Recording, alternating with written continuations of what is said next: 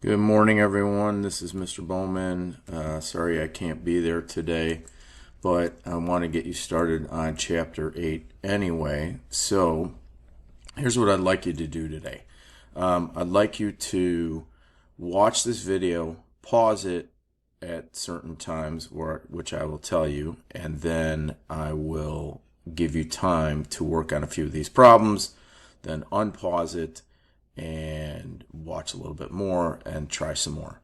So in chapter 8, what we're going to be doing is similar to what we were doing in chapter 7, and that is finding an equation to fit a scatter plot. And the title of chapter 8 is What's My Curve? So we're going to be looking at linear functions, which are not really curved, exponential functions, which are, and power functions.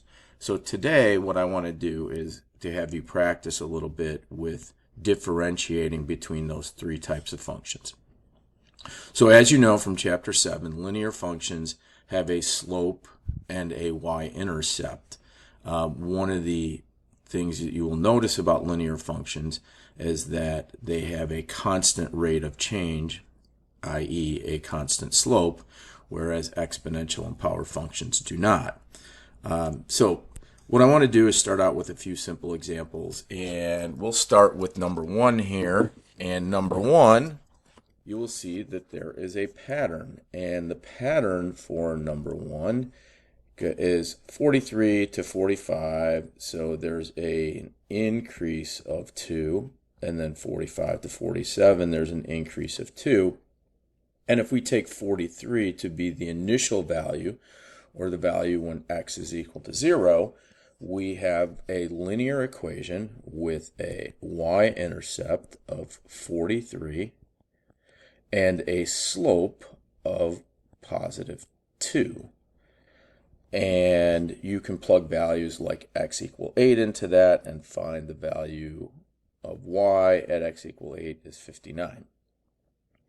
A little bit harder to do are things like exponential functions, but you could start out by seeing if the values change by a constant amount. And one way you could do that is you could take 86 minus 43, like I did above, where I took 45 minus 43 and got the change of positive 2. And then you could take 172 minus 86 and see what that is. And you will notice that that is not changing by a constant amount, so it's not linear. The next thing you could try is take the second term, which is 86, and divide it by the previous term. So 86 divided by 43, you will see, is 2. So instead of a plus 2, I'm going to do a times 2. And then 86 times 2, you will see, is 172. So what we have here is a constant multiplication by 2 with an initial value of 43. So our y-intercept is 43. I'm just going to draw that down there. And our base for our exponential function is 2. So as x goes up by 1, y gets multiplied by 2. And you could plug in a value like x equal 8 and find that y is equal to 11,008. Then the last one we're going to look at is a power function. And power functions can be really tricky. So try what I tried with the linear function. So from 0 to 43 is an increase of 43, but from 43 to 172 is not an increase of 43, so it's not linear because it's not increasing or decreasing by a constant amount. Then try dividing by the previous value. So 43 you can't divide by 0, so if we take 172 and we divide that by 43, we get 4. But if you take 387 and divide that by 172, you do not get 4. So we're going to try something different here, and what we're going to do here is we're going to take, since we can't divide by 0, we're going to take 387 and divide by 172 and divide by 43, And if you do that, you get a 4. So I'm just going to write a 4 there. But then we're going to try 387 divided by 43. I know that seems strange, and that's 9. Now, that refers the fourth value back to the second value and so on. But what you'll notice is that 4 and 9 are perfect squares. So we're going to use 43 as our initial value. Okay, I'll explain that in a minute. And we're going to multiply by x squared. And that one's a little bit trickier to figure out, that power function. So I'll show you some other ways to deal with those in just a minute. Technically, the initial value is when x is equal to 0, the y value is 0. But occasionally with power functions, you run into problems plugging in x equals 0 because the function is undefined there. That is not the case with this power function, but I will show you in a minute some examples of that. So let's try a couple more where we don't have this information spelled out for us. So in number 4, 85 to 78 is a decrease of 7. 78 to 71 is a decrease of 7.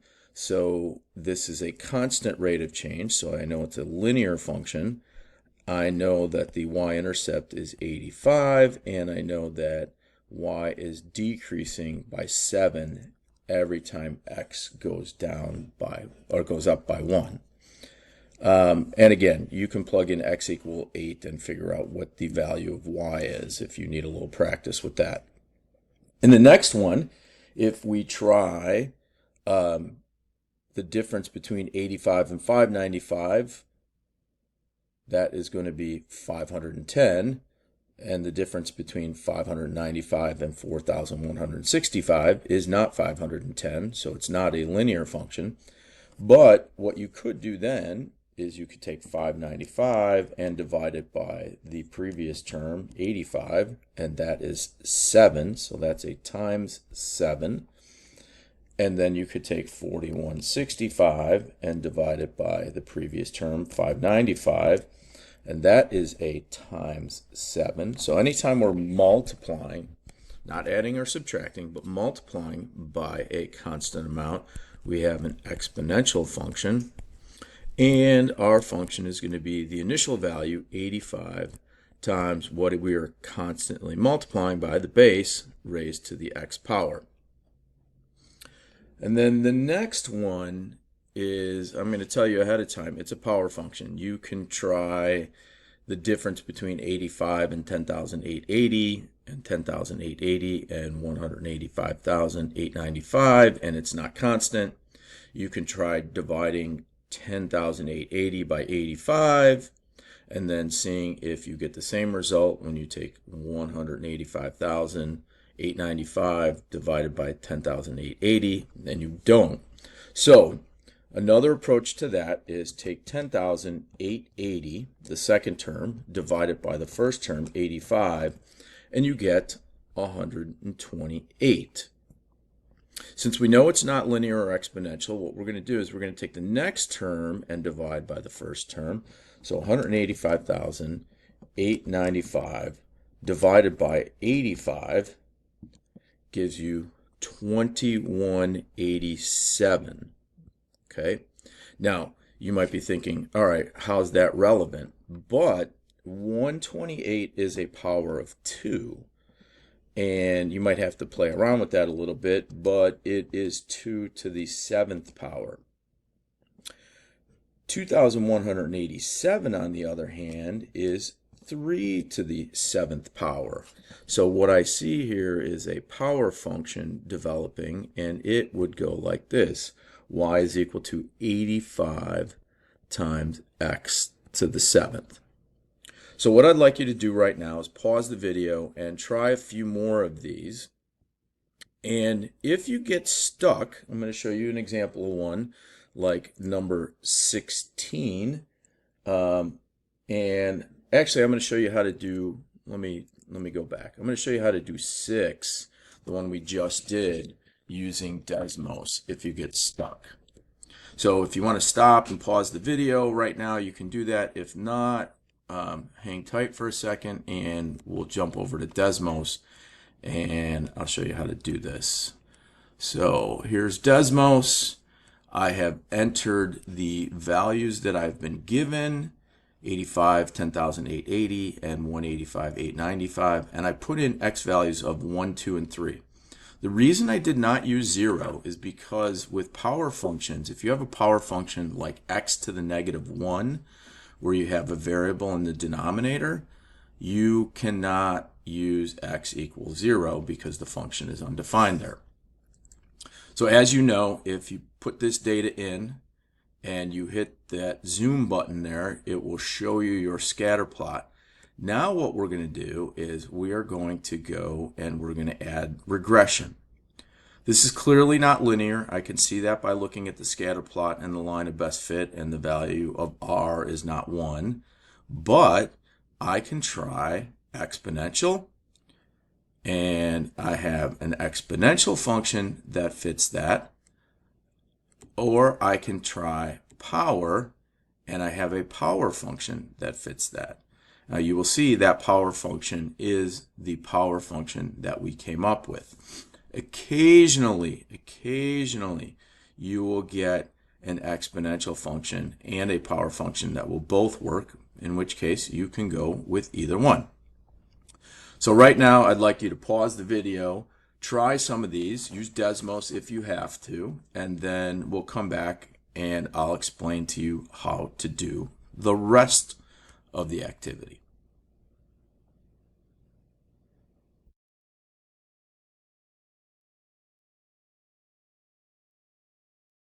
All right, the rest of the activity, here's what you're going to do. You're going to look at the functions and you have to recognize them, and you're going to call them what they are.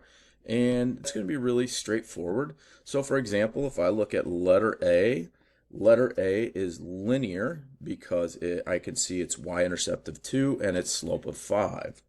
Letter D, right below it, on the other hand, I can see that x is being raised to a power, so that is a power function. And then I'm going to skip over here to letter C. And letter C looks a lot like a power function, but it's not. Our initial value is 11.2. We are taking 1.08 and raising it to the x power. So whenever the variable is in the exponent, you have an exponential function. Almost done. What I'd like you to do now is label these A, B, C, D, E, F, and so on. You should have 9 of them on yours. I don't know why I don't. And then graph them on Desmos and sketch a graph. And then finally, the last thing I'm going to have you do is I'm going to have you go back to a few patterns here and write the equations for them. So for example, in A, I see that the value is being multiplied by 3, so times 3 to get to that, times 3 to get to the next one. And so I have an exponential function, y is equal to 82 times 3 to the x. In the second one, I see that my values are decreasing by 3. So I have a linear function, y is equal to 82 minus 3x. And then in the third one, I see that my values are not increasing or decreasing by a constant amount, not increasing or decreasing by a constant multiple. So I'm going to try the following. 656 divided by 82 is 87. 2214 divided by 82, sorry, I said 87, I meant 8. And 2214 divided by 82 is 27. So you will see those are powers of 3. So our function is y is equal to 82 times 3, x to the third.